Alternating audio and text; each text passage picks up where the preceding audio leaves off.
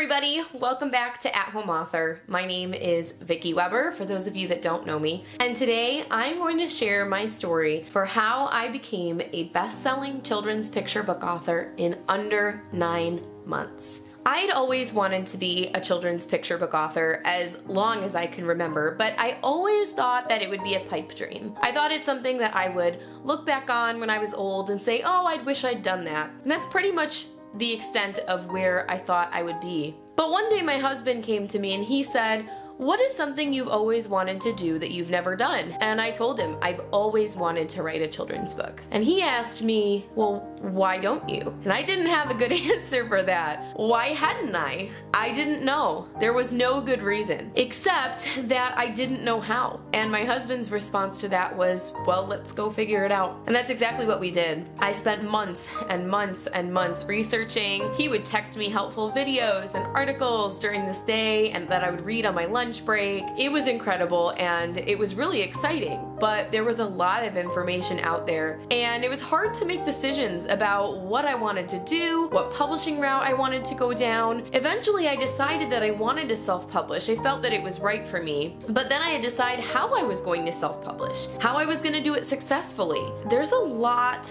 of questions that surround that. There's a lot of decisions that have to be made. There's a lot of logistics that I hadn't considered before. But I was excited and this was my dream. I wanted to get it done, so I did. My first book was based on a true story in my family. It's called Aurora's Orchid, and it was published in December of 2019, on Christmas Eve to be precise. I gifted it to my father as a Christmas present, so I didn't market it. I had a secret release. I gave it to him as a present, and it was this really special moment in my family. But what I didn't know then was that by doing what I did and doing a secret release and releasing on Christmas Eve, I set that book up for failure. To this day, even though I'm a best-selling author, and even though I've now been published by Disney, and I now have a literary agent and a lot of publications under my belt, Aurora's Orchid only sells maybe 5 to 6 copies a month, even with heavy marketing on my end. The thing is, how you release your book lays the foundation for its success. So by me not telling anybody about the book, I made my own job more difficult trying to get it out there. I didn't know this at the time, and I just wanted my book to exist, so I moved on to the next book. I figured, maybe this one will sell better, or I just had a story in me that I wanted to tell. So I wrote and published Laszlo Learns Recorder in February of 2020, and a month later, the pandemic hit.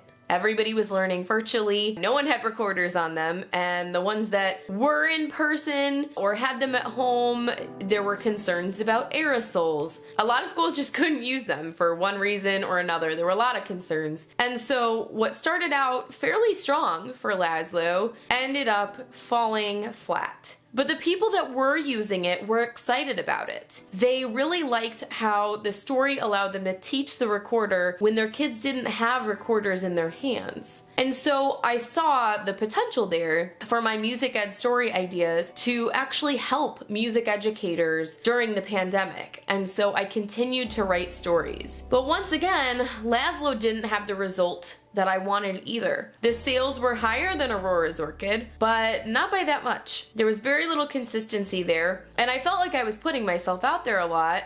I didn't know what else to try. I figured, let me write another book and see if that boosts my sales. Maybe I need to build a brand for myself. I was reading places that that's what I needed. I needed to have a series or a concept. I needed to build a name for myself, and the biggest way to do that was with more books. So I did. My next book was called The Song Garden. But this time, I decided to start looking up business strategies. And what I realized is I wasn't using as many marketing strategies as I thought I was. So I started implementing more. And with that third book, I saw much more success. By comparison, if I was selling, 5 copies a month of Aurora's Orchid, with the Song Garden, I was selling, 2 a day. For me, that was a huge leap, but the numbers were still small. Now, I didn't get into publishing to be rich. That's not why I write. And it shouldn't be the reason you write. But I did know that if I didn't make a return on my investment, I wouldn't be able to keep producing these books. I wouldn't be able to keep making the difference that I wanted to. And so it was important that I shifted my thinking from I just want this to exist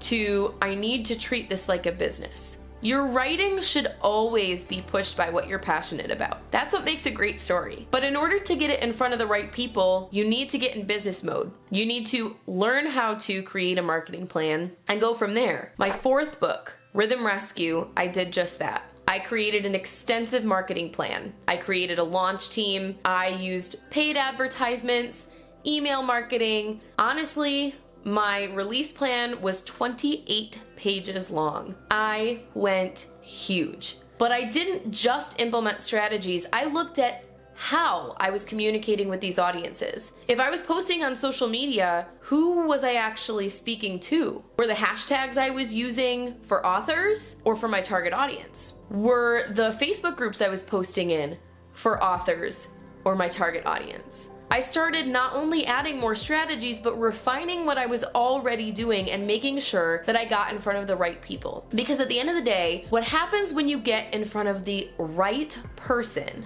they will know other people within your target audience. Take a toddler mom, for example. Let's say you write books for toddler moms. A toddler mom gets your book and they love it. They love it. What are they gonna do? They're gonna go rave about it to their friends who likely also have toddlers. They're gonna post about it online in their mom groups. They are going to go buy it as a baby shower gift for their next friend that has a kid. They're gonna tell people about it, and you're gonna start to have a domino effect of reaching the right people. But when you reach the wrong person, they might like it, but if they don't know other people within your target audience, the momentum stops there. That's often what happens with authors. If my book gets in front of an author, they might love it, but they have their own books to market. So why would they rave about mine when they have their own to worry about? It doesn't mean it won't happen. You just have to look at the statistics. Realistically, you are going to get further with members of your target audience. And that's the way it should be. So when you're marketing, don't just think about strategies, even though that's important. Also look at how you're implementing those strategies. So with Rhythm Rescue, I dove in head first. I went crazy, and it really paid off. I sold 400 books on day one of my release, and I sold thousands of copies within the first month. I made a profit of about $18,000 just from the release alone, and I started to see what I'd done wrong with my past books. I started to see people everywhere talking about Rhythm Rescue and why their students loved it and what they were going to use it for and how they, oh, when's a sequel coming out? And they started discovering my other books, so my other sales increased, and I really started to see the impact I'd always wanted to have. And the only thing I had changed about my process was how I released my book. Now, you have to continue to market your book post-publication, of course. But once again, I can't stress this enough, how you release your book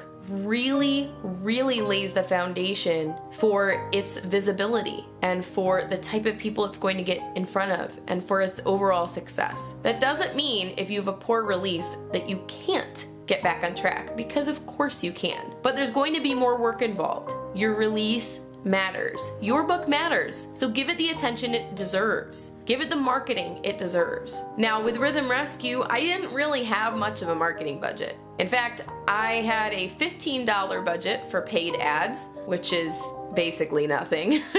Everything else I did myself. It was time consuming, I'm not gonna lie. It was very time consuming. But you can see that the results paid off, and it completely launched my career. By the end of the month with Rhythm Rescue, I'd made Amazon's bestseller list. And from then on, every book since has hit the list at some time or another. I've won awards. I now have over 10 picture books. I'm represented by East West Literary Agency at this time, and now I've gone on to be an associate literary agent at the Purcell Agency. I love what I do. All of my career goals, all of the success that I've had can be tracked back to that one book release. It helped me break the ceiling and get the visibility that I really, really needed. But here's the thing, even with all of that success, and even though all of my other books have been exponentially more successful with each book I release, Laszlo Learns Recorder, Aurora's Orchid, and The Song Garden still sell the least out of every book I've released, including things like activity books. What this all boils down to is that becoming a best-selling author is possible. It's work, of course, but if it's in your heart, if it's something that you want to do, you absolutely have it in you. I don't want to be mean to myself, but there is nothing special about me. I don't have connections. I didn't have any writing experience. I just had a passion. I had a passion, I had a story idea, and I had the drive to make my dream come true. At the end of the day, to be a great author, that's all you really need. So don't fool yourself into thinking you have to be this, you have to be that, you need experience, you need whatever. You don't. You already have what you need right now. So the next thing you need to do is you need to put the pedal to the metal. Start researching because, I'll be honest, marketing is tricky, especially if you don't know what you're doing. But that's why At Home Author is here to help. We have YouTube playlists, YouTube videos, blog posts, coaching, courses, and so much more. Make sure you check the description below for some helpful links to guide you along. And if you're ever not sure what you need help with, book a free consultation on our website. As always, I hope this has been helpful. I especially hope it's inspired you to get out there and be the author you want to be. Till next time.